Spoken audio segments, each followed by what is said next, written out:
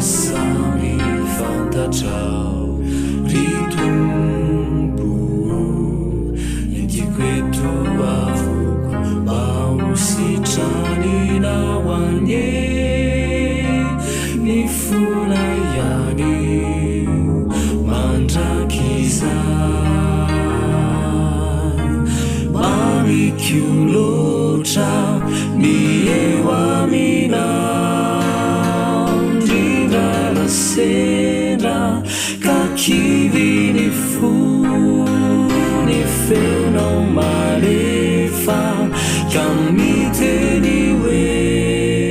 ny zanakao tianao tokoa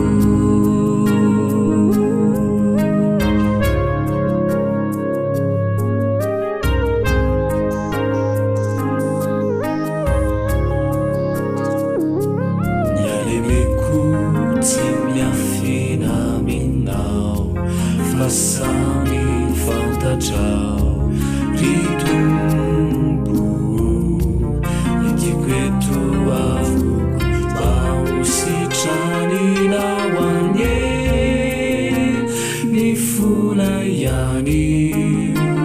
mandrakizay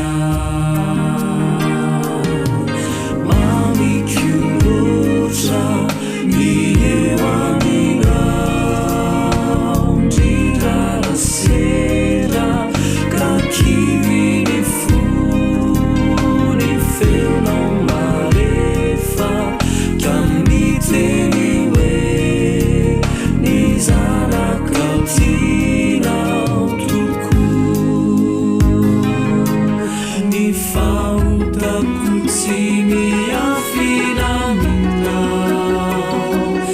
Sami efa fantatrao tokoa Jesosy